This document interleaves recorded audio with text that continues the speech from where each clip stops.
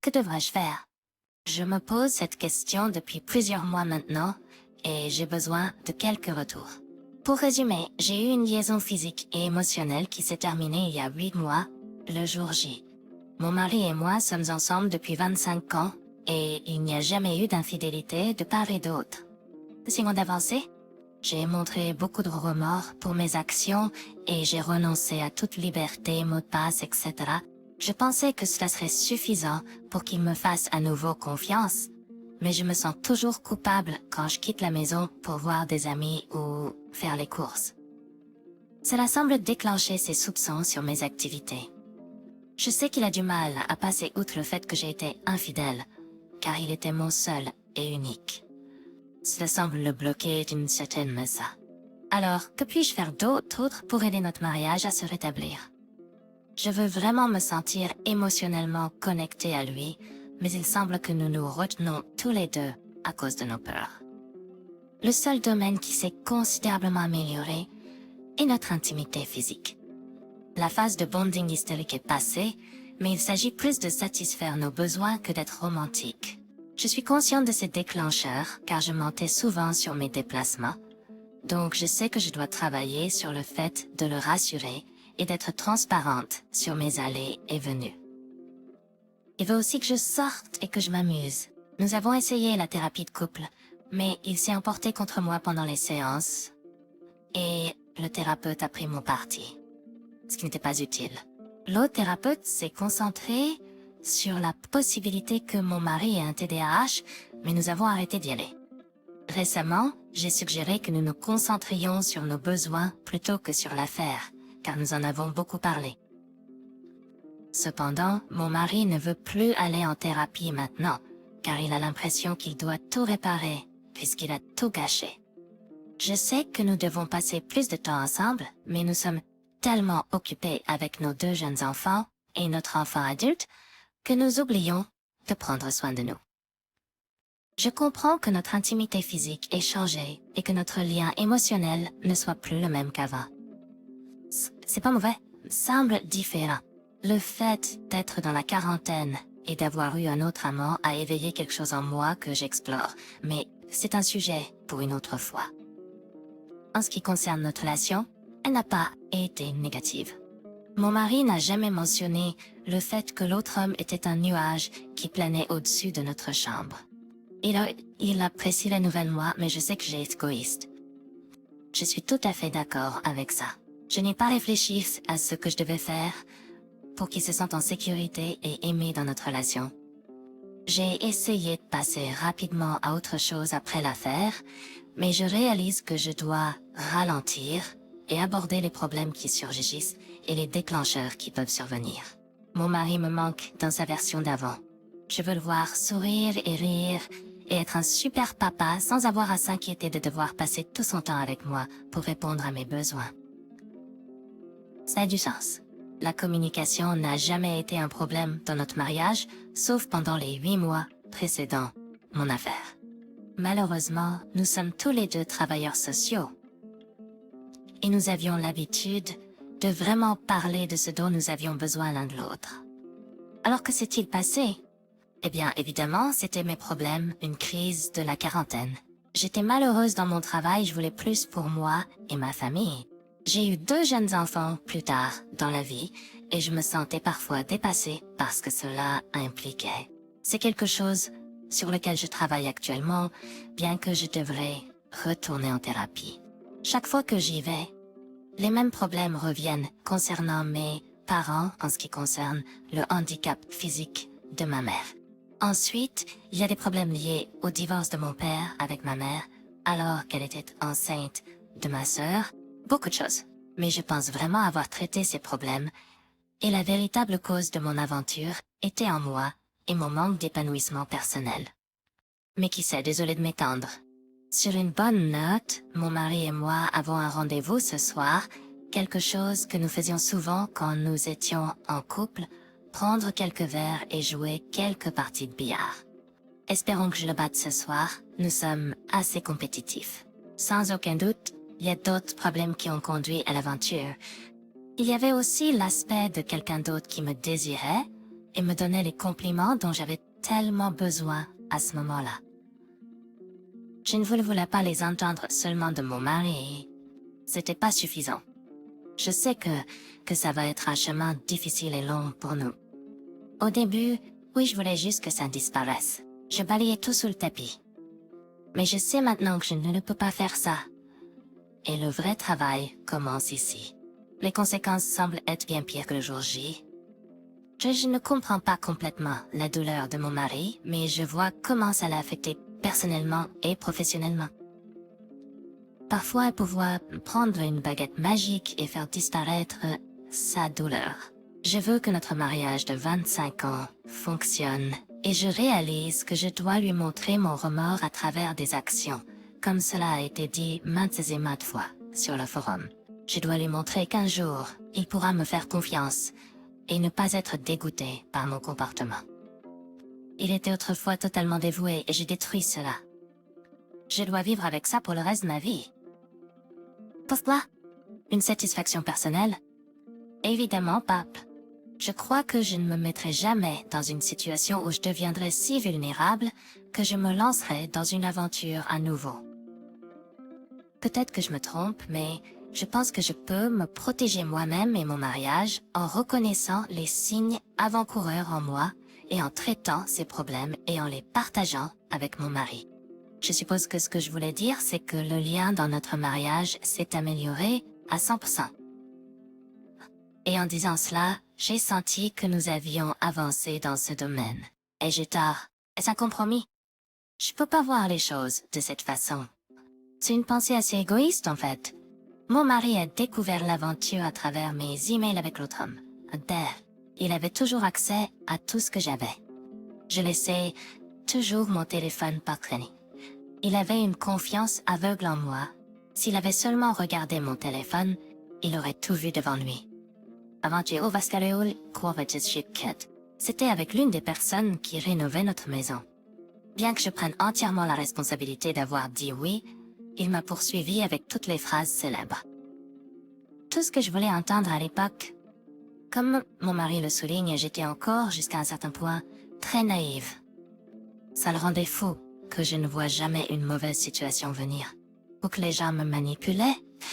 D'un autre côté, c'est ce qu'il aimait tellement chez moi. Pendant l'affaire et profondément dans le brouillard, je croyais vraiment être beaucoup plus heureuse que je ne l'avais jamais été. J'ai été complètement pris au dépourvu par mes émotions mélangées et ma culpabilité écrasante. Je lui ai demandé de partir, ce qu'il a fait. Et il regrette de ne pas avoir lu le 180. Nous ne nous sommes pas disputés après son départ. Il avait un accès complet aux enfants. Je ne lui ai pas demandé un sou. Il se pensait sincèrement que si je le voulais, je cesserais. Puis la Saint-Valentin est arrivée et j'ai eu mal au ventre en voyant la douleur dans ses yeux. Nous avons parlé et décidé de faire en sorte que ça marche. J'ai mis fin à l'affaire ce jour-là et je n'ai jamais contacté l'autre personne, bien que l'autre homme ait fait de son mieux pour me manipuler afin que je continue à le voir en secret. J'ai donné à mon mari l'adresse de l'autre homme et il a conduit jusqu'à sa maison et est resté dehors, tout en étant au téléphone avec moi. J'ai essayé de le calmer mais il était en rage. Il s'est approché de la maison et a jeté quelque chose que l'autre homme avait laissé chez nous en travaillant ici. C'était pas une bonne situation. L'autre homme était tellement paranoïaque qu'il n'est pas sorti de sa maison et a lâchement téléphoné à mon mari pour s'excuser de toute cette histoire. Mon mari s'est-il senti mieux avec les excuses? Peut-être pendant environ 5 minutes. Il avait tellement de plans pour ruiner la vie de ce type. Il trouvait des moyens qui me faisaient peur. J'ai eu l'impression de devoir le faire pour mon mariage et mes enfants, de me réconcilier avec mon mari. Je ne voulais pas travailler sur mon mariage juste pour mes enfants, mais en tant que famille, il est un excellent père. Peu importe si nous sommes ensemble ou non, je ne voudrais pas qu'il nous voie dans un mariage malheureux. Ma famille est au courant de l'affaire, sauf mes enfants, à qui il ne l'a pas dit. Je leur ai dit moi-même. Ont-ils joué un rôle dans ma décision de retourner à mon mariage? Pas du tout. Ils savaient que c'était pas un mariage parfait. À qui est-ce que ça l'est? Pendant l'affaire, je ne pensais vraiment à rien. Je nourrissais juste mon comportement égoïste. Et je pensais à long terme. Parfois, d'autres fois, j'étais confuse. Avant l'affaire, j'avais beaucoup de ressentiment envers mon mari. Oui, c'est vrai. Je ne le détestais pas pour autant. Il avait subi une grave blessure au cou 15 ans auparavant et avait besoin de chirurgie et de thérapie physique pour s'en remettre. Pendant ce temps, j'avais l'impression d'être dans le rôle de soignante, alors que mes propres besoins n'étaient pas satisfaits. Encore une fois, c'était pas la raison pour laquelle j'ai eu l'affaire, mais cela a peut-être facilité les choses.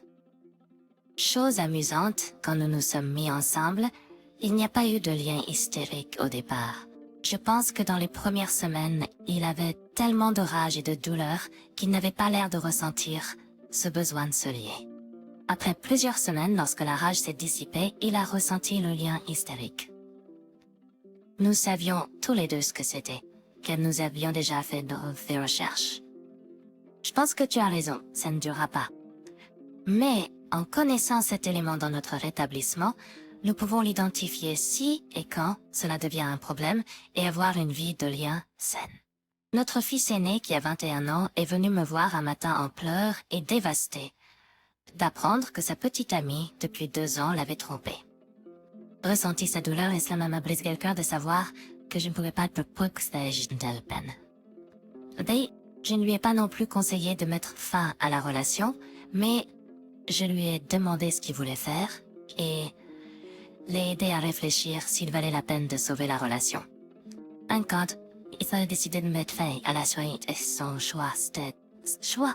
Mais oui, c'était difficile de le voir souffrir autant en tant que mon fils. Mon interaction avec l'autre homme n'était pas purement physique. Il y avait aussi des aspects émotionnels. Il disait tout ce que je voulais entendre à l'époque, des choses que je sentais ne pas recevoir de mon mari. Est-ce que je me suis lassée de lui et l'ai abandonné comme ça? Non, je me suis éloignée de lui pendant que mon mari et moi étions séparés. Il savait que je retournais à mon mariage. J'ai juste réalisé que ça n'aurait pas duré avec ma culpabilité envers mon mari et la douleur que je voyais dans ses yeux quand il venait chercher nos enfants pour le week-end. Je savais que je devrais être seule pendant un certain temps avant de commencer une nouvelle relation. Est-ce que ça s'est passé comme ça? Non. Mon et moi pour travailler ensemble nous voulions tous les deux réunir notre famille, probablement trop tôt. Là, systémiquement, pour mon affaire. Tous mes amis et ma famille sont au courant de mon affaire. Je n'ai aucun mot à dire et je ne me suis pas battue contre ça. Les amis et la famille pardonneront plus facilement que les partenaires de mariage. Commentaire. Le plus grand problème qui vous empêche de vous rétablir est que vous ne pouvez pas vraiment vous mettre à la place de votre PH. Vous ne pouvez jamais ressentir la douleur de faire à causer. Je crois que plus un WS peut comprendre le niveau de destruction qu'il a causé, meilleures sont les chances de réconciliation. Vous parlez d'être le véritable vous. La vérité est que le genre de douleur que tu as infligé change fondamentalement la nature de celui qui est blessé. Je n'ai jamais pleuré un jour de ma vie adulte, mais quand j'ai découvert l'affaire de ma femme, j'ai pleuré comme un bébé pendant des jours. Si tu te rapproches jamais de comprendre la douleur que tu as causée, tu pourrais être capable de t'humilier, et cela pourrait briser une partie de ton orgueil. Je suppose que c'est ce que ton BH recherche. Je pense que tu es sincère dans ton désir de récupérer ton mariage, mais le travail difficile te revient. Tu dois faire tout ce qui est en ton pouvoir pour aider ton BH à se remettre du traumatisme que tu as causé. Jusqu'à ce que cela arrive, peu importe ce qui manquait dans ton mariage qui t'a rendu vulnérable, à baisser tes limites et avoir une liaison. Essaie de lui montrer chaque jour, de toutes les manières possibles, que tu es engagé à faire tout ce qui est en ton pouvoir pour établir et faire respecter des limites personnelles pour empêcher que cela ne se reproduise jamais. Aussi, laisse-le pleurer et sois simplement là pour l'aider. Ne fais pas d'excuses et fais-lui savoir que ses sentiments sont valides. La meilleure chose que tu pourrais jamais lui dire, quand il est en colère ou blessé, c'est que tu comprends que tout est ta faute et qu'il a tout à fait le droit de ressentir ce qu'il ressent. Opé répond, il y a un élément de ma relation avec mon mari que je n'ai pas partagé, que je n'ai jamais voulu partager, car cela obscurcirait ma question initiale.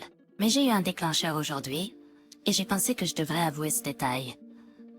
Il y a 20 ans, pendant la période où nous sortions ensemble, je pense que 3 ans, mon mari a eu 2 aventures d'un soir. Il me l'a dit avant que je le découvre, et c'est quelque chose à quoi je n'ai jamais pensé jusqu'à ma propre liaison. Nous avons balayé cela sous le tapis, et j'ai enfoui ma douleur. Mais ce matin, j'ai réfléchi à des moyens de montrer que je suis vraiment repentante. Et quelque chose m'est revenu de 20 ans en arrière qui m'a vraiment marqué. Je me souviens pas de grand-chose. Je me souviens qu'il pleurait en me le disant, assis par terre, me suppliant de lui pardonner. Nous avons pleuré ensemble et semblions passer à autre chose. Je pense que je comprends que je n'ai pas vraiment montré le repentir que j'aurais dû. Je ne pense pas que ma décision d'avoir une liaison ait eu quoi que ce soit à voir avec ses choix il y a 20 ans. Mais d'un autre côté, peut-être que j'ai pensé que tout disparaîtrait aussi rapidement qu'à l'époque. L'autre homme était marié, et oui, nous avons eu du mal avec le fait que sa femme doit savoir qu'il est un tricheur, bien qu'elle ait eu des soupçons.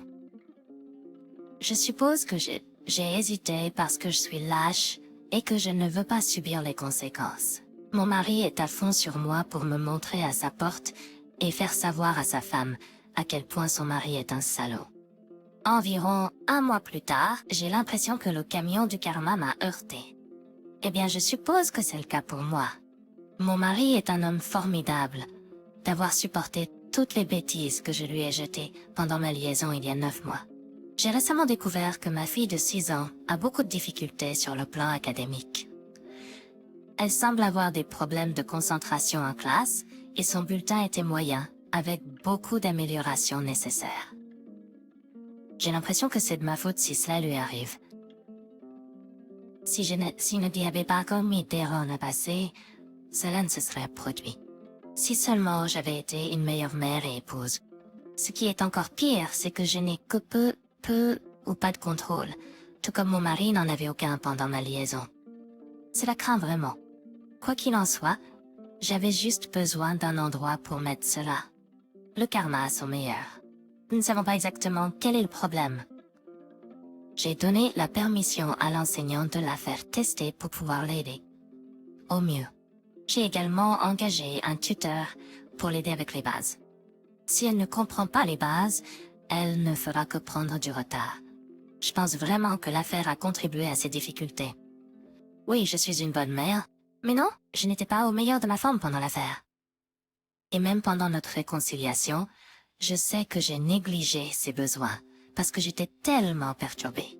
Pendant notre réconciliation, mon mari et moi étions tellement concentrés sur nos problèmes que, encore une fois, les enfants semblaient passer en second. Il est temps de me concentrer sur mes enfants et de les aider à guérir de mes propres erreurs égoïstes. Comment pouvons-nous revenir à une vie normale? Cela fait 9 mois maintenant, et je sens que pendant que nous travaillons sur notre mariage, nous avons concentré toute notre énergie sur la dévastation qu'il a causée à notre mariage. J'ai lu tellement de messages qui disent que les couples continuent à avoir une vie, famille, des dîners ensemble, tout en évitant d'aborder les problèmes ou quelque chose dans ce genre. C'est comme si cela planait toujours au-dessus de nos têtes, malgré les revers. Oui, nous passons autant de temps en famille que possible, mais le nuage sombre ne semble jamais quitter nos vies. Plus tard, j'ai reçu un appel de mon ancien employeur pour travailler ce soir.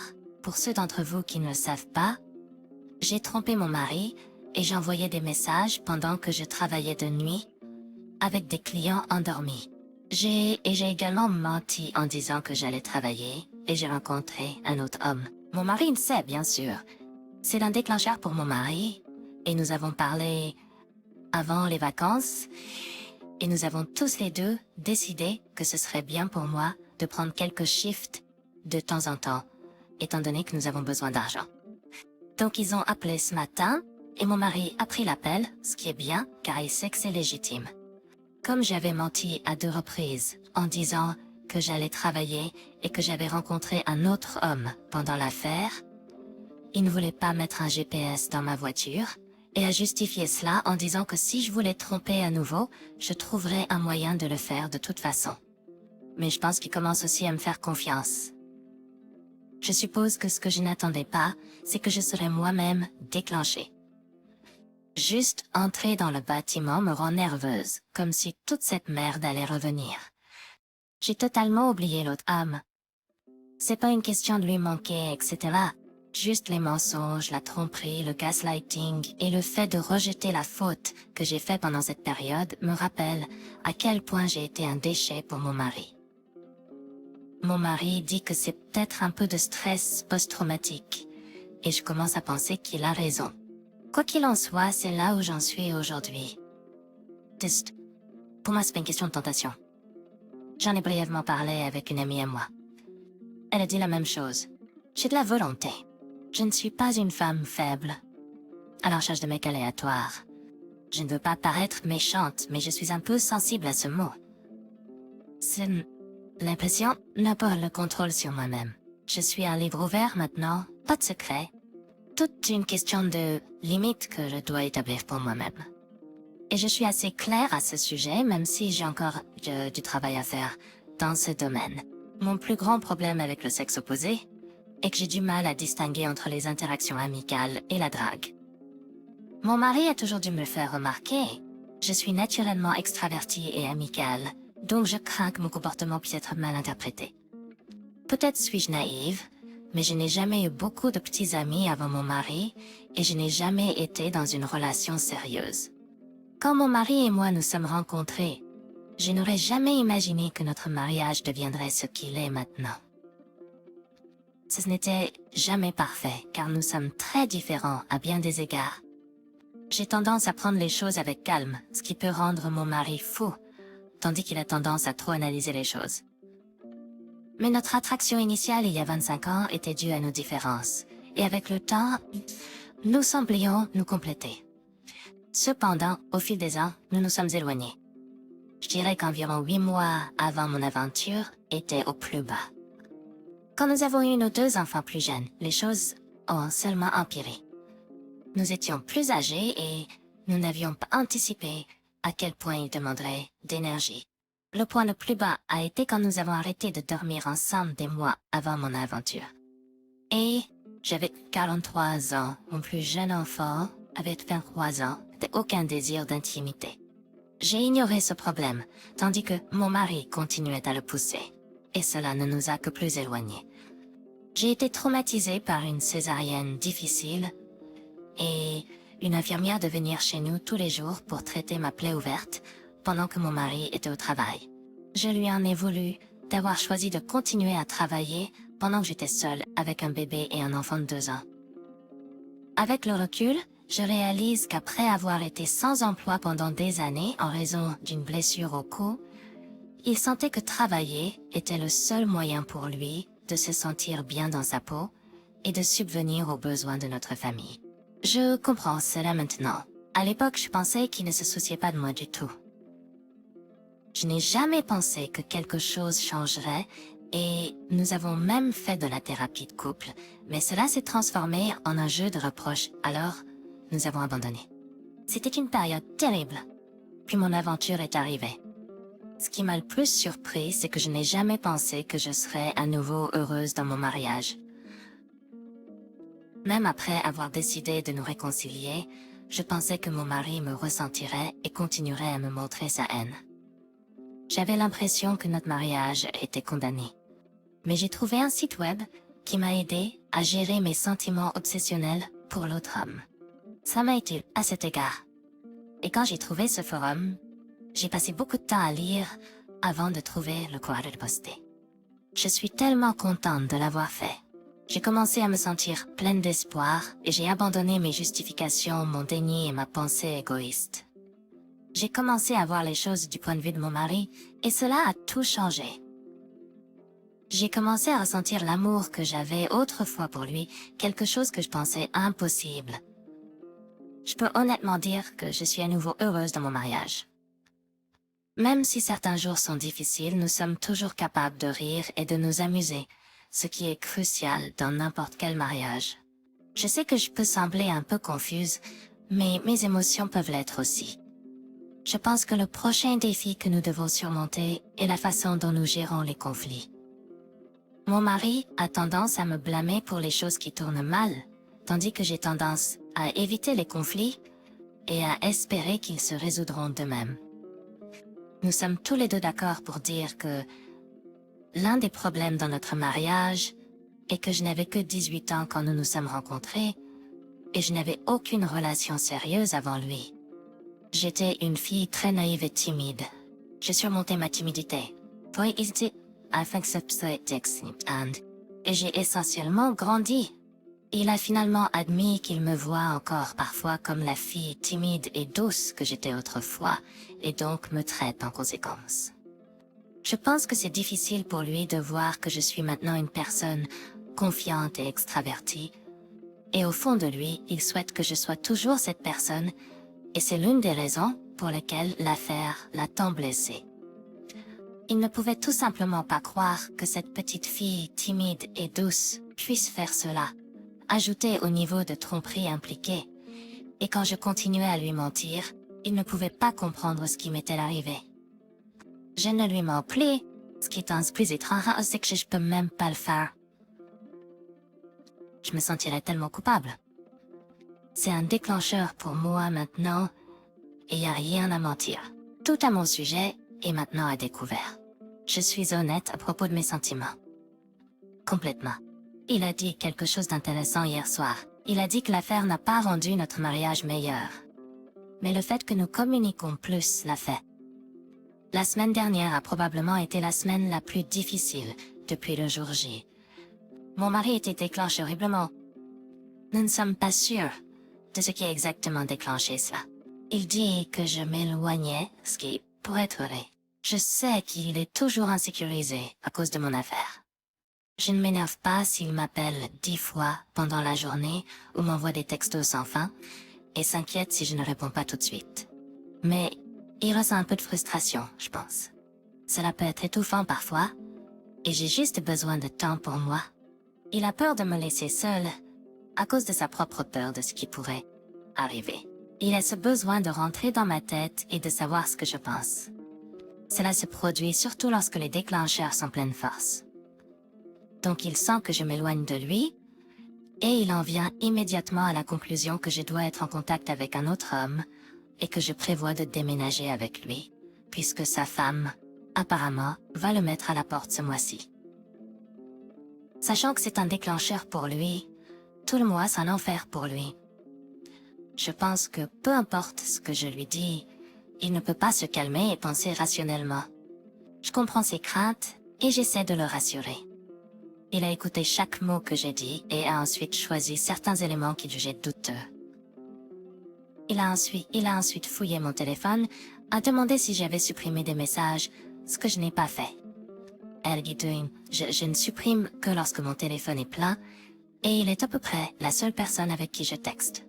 Il ne trouve alors rien, se dirige vers l'ordinateur, vérifie les emails et en dernier recours, vient à mes journaux, qu'il lit parfois. Il cherche quelque chose que j'aurais pu partager sur une rencontre avec un autre homme. Il a ensuite lu celui sur le lien que je n'étais pas à l'aise d'écrire. Savais déjà, mais ce n'a pas été genre. Il a pété les plombs et a essentiellement dit beaucoup de choses blessantes, surtout des choses que j'avais faites mais avec une petite pique en plus.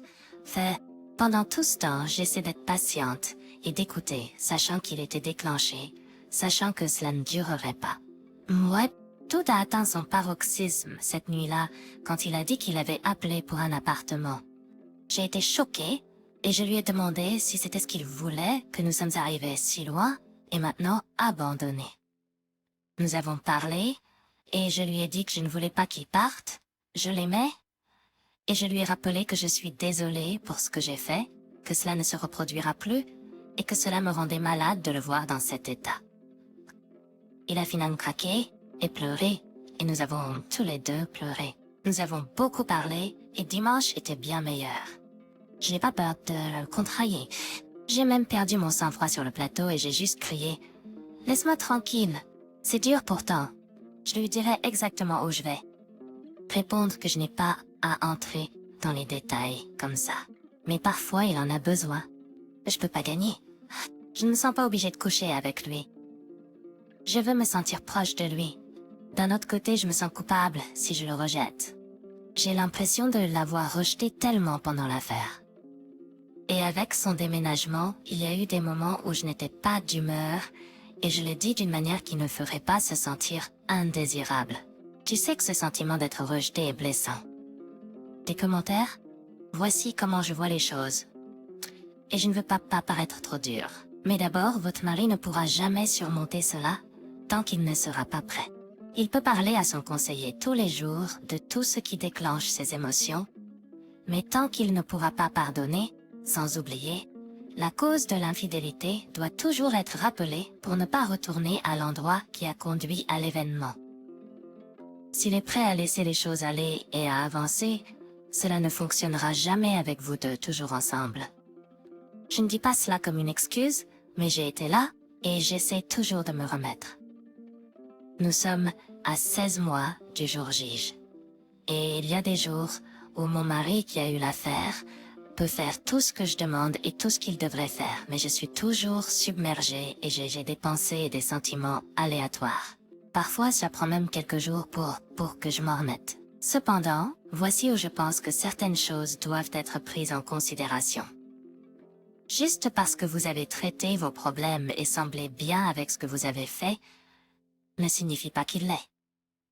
N'oubliez pas, vous avez eu plus de temps pour traiter vos choix depuis le jour où vous avez décidé de faire du mariage. Votre mari, d'un autre côté, n'a eu que le temps depuis le jour J. Vous avez déjà travaillé sur de nombreuses émotions et il en a encore beaucoup à traverser.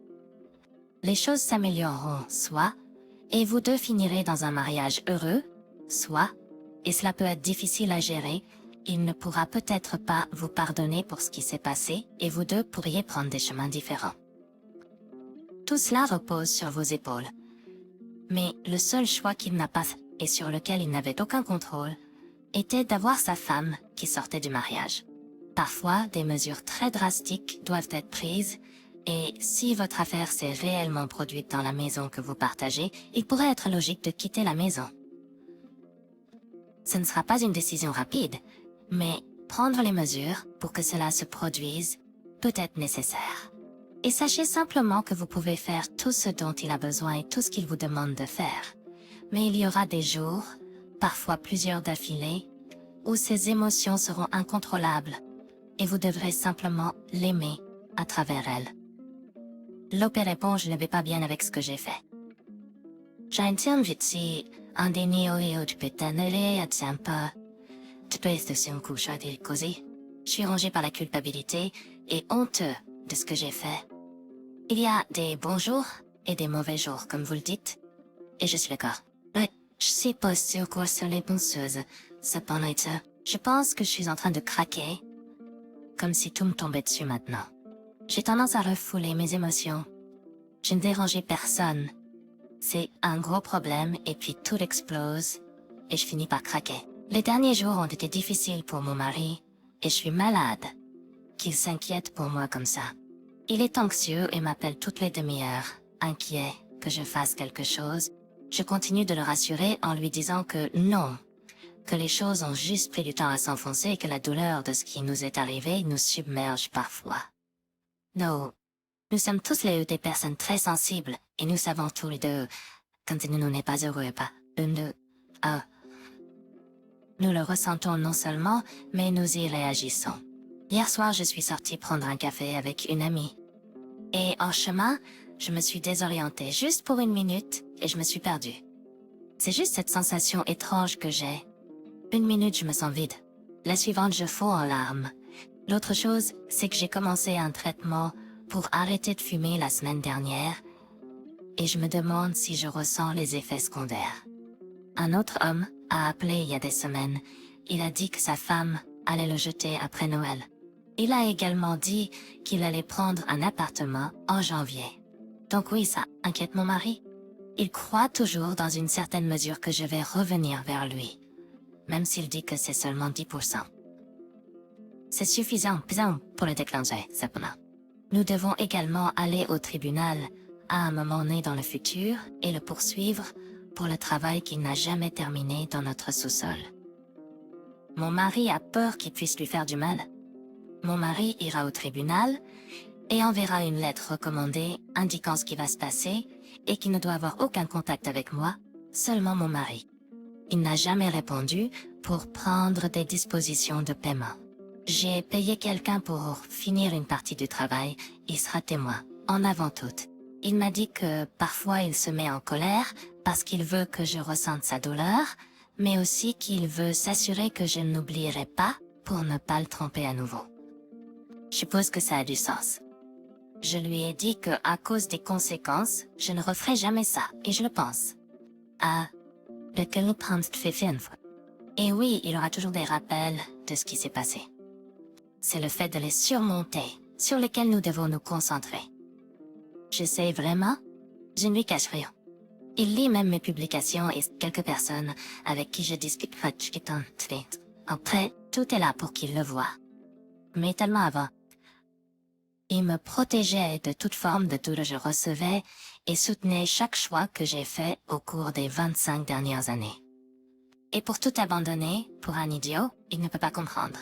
Je pense que le principal problème, c'est que j'ai toujours été très ouverte avec tout, mes sentiments, ses sentiments, et j'ai partagé beaucoup de ma vie. J'ai toujours été une personne ouverte et je répondrai toujours aux questions avec honnêteté. Mais les gens ne me posent pas de questions, ils supposent que ce qu'ils ressentent doit être vrai parce que devinez quoi, j'ai trompé, menti, etc. Cela ne quitte vraiment jamais l'esprit d'une personne en lisant mes publications. Mon mari voit un thérapeute très qualifié qui a de l'expérience en matière de TSPT et d'infidélité. Le problème est qu'à ce stade, il ne veut rien lâcher, car cela signifierait que j'oublierais aussi et que je ne travaillerai pas sur notre mariage.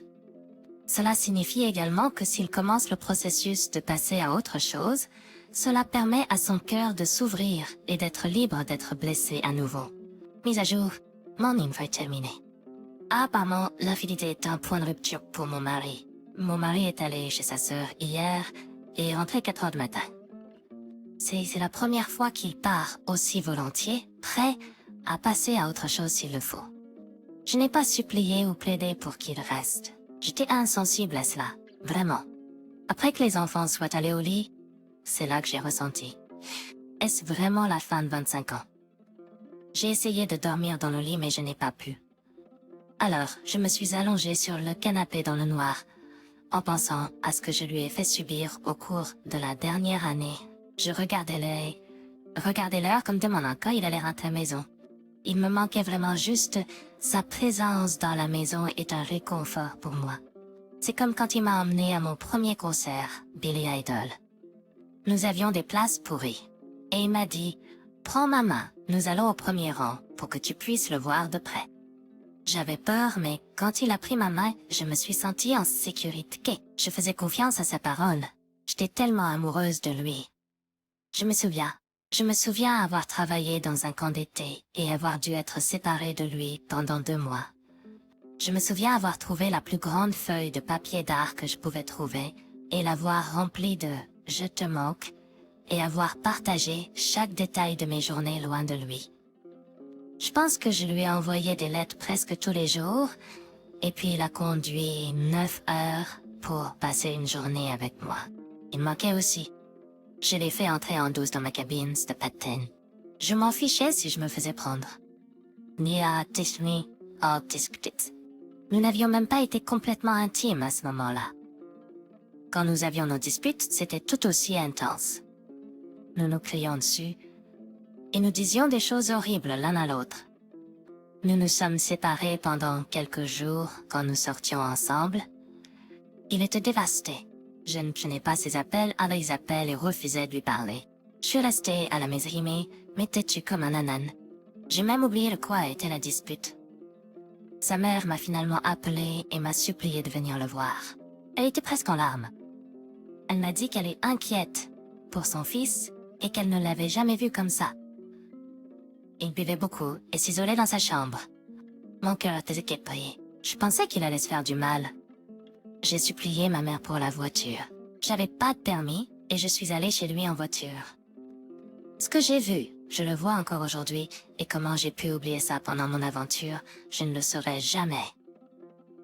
La façon dont il était recroquevillé en boule sur le canapé dans sa chambre en train de pleurer. Je l'ai tenu pendant ce qui semblait une éternité. Ne me plaît pas non plus le perdre. Je suppose que l'on ne sait vraiment pas à quel point on aime quelqu'un et à quel point on le veut et on en a besoin jusqu'à ce qu'il soit prêt à tout abandonner.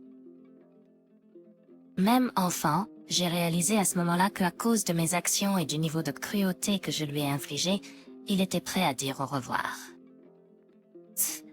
Ça devait être tout aussi douloureux pour lui de partir, mais c'était trop douloureux. Continuer comme ça. Quand nous avons enfin parlé aujourd'hui, j'étais découragée et perdue. Je voulais lui dire que je l'aime, qu'il m'a manqué la nuit dernière. Mais encore une fois, ma fierté. Je ne supplierai pas. Je ne me supplierai pas de ne jamais quitter mon côté à nouveau. Nous avons parlé pendant des heures, et sans qu'il crie. Nous n'avions pas beaucoup dormi le dernier jour. Il était épuisé et on avait assez de souffrir depuis 9 mois environ. Je ne savais vraiment pas quoi dire pour lui faire comprendre que je l'aime plus que tout. Alors j'ai évoqué un voyage que nous avons fait à Memphis, il y a 6 ans. Il venait de commencer une nouvelle carrière en tant que travailleur social et venait de décrocher son premier emploi. Il était tellement fier d'avoir un emploi après avoir étudié pendant 3 ans et être resté à la maison en congé maladie si longtemps. Malheureusement, c'était un travail horrible pour lui. Une femme en avait après lui pendant les quelques mois où il y était. Elle était en colère à cause d'un commentaire qu'il avait fait en plaisantant. Elle était une féministe extrême, par aucune idée. Et quand il l'a appelée princesse, quand elle a reniflé son nez devant son café, elle a failli ruiner sa nouvelle carrière. Il m'appelait tous les jours, presque en larmes, en marchant dans le parking. Finalement, j'ai dit, quitte ce travail. Tu dois partir de là. Des années plus tard, il a recroisé son chemin et elle a essayé à nouveau, cette fois sentant plus en sécurité dans un autre emploi. Il s'est mis à sa poursuite et les gens ont enfin vu qui elle était vraiment. Elle a perdu tout respect de ses collègues et a failli perdre son emploi. Mon mari a toujours aimé Elvis depuis qu'il était enfant et son rêve était de visiter Graceland. Je venais d'hériter d'argent, je lui ai dit ce jour-là que nous partions dans 2 jours pour le road trip. La radio fonctionne à peine, mais ça ne nous dérangeait pas. Nous acclamions comme quand nous avions de la réception. J'étais tellement heureuse de le voir sourire à nouveau. Pas aussi tapé. Alors, allongée sur le canapé, j'ai pensé à ces souvenirs que je n'avais pas revus depuis longtemps. Est-ce que je les ai oubliés quand j'ai eu mon aventure? Où était mon esprit quand j'ai décidé de tromper mon mari? Je sais qu'à l'époque, je voulais être égoïste. Je voulais quelque chose pour moi, mais je travaille encore dessus. C'est ce que je dois réaliser, que aussi intense que sa colère envers moi, son amour pour moi est tout aussi intense. Avant mon aventure, je ne sentais pas qu'il avait besoin de moi. Il se débrouillait bien et était heureux dans son travail. J'avais besoin de sentir et de voir qu'il était dévoué à notre famille, mais en réalité, c'était ses casses. Mes propres problèmes avec moi-même ont pris le dessus et ont conduit à ma décision d'abandonner mon mariage. Ce soir, il était assis à la table de la cuisine sur son ordinateur portable, et tout à coup, j'ai entendu ma chanson préférée d'Elvis, Suspicious Minds. Il avait notre fille sur ses genoux, et elle dansait sur la musique d'Elvis. J'ai ri et j'ai pris mon fils de 4 ans, et je l'ai fait danser avec moi dans la cuisine. Les enfants ont adoré ça, et pour la première fois depuis longtemps, tout le monde semblait heureux. Alors je lui ai enfin dit que je voulais qu'il reste. Nous avons convenu que cela allait être un long chemin à parcourir. Nous avons patience, nous avons parlé de patience que peut-être toujours, mais j'ai aussi besoin de tout réparer immédiatement. Je dois apprendre à ressentir ma propre douleur pour ce que j'ai fait et apprendre à vivre avec, au lieu de m'attendre à ce qu'elle disparaisse. Tins, aujourd'hui, désolé si c'est si long. Je tenais un jour quand j'étais adolescente et j'ai une valise pleine de papiers et de gribouillages. Je me souviens aussi que ça m'a aidé à traverser certaines folies de l'adolescence. Peut-être que ça peut m'aider à nouveau. C'est la première partie d'une histoire en 2 parties. Je dois dormir et finir la deuxième partie. La deuxième partie sera publiée très bientôt. Alors, sur Béballon, je vous y retrouverai.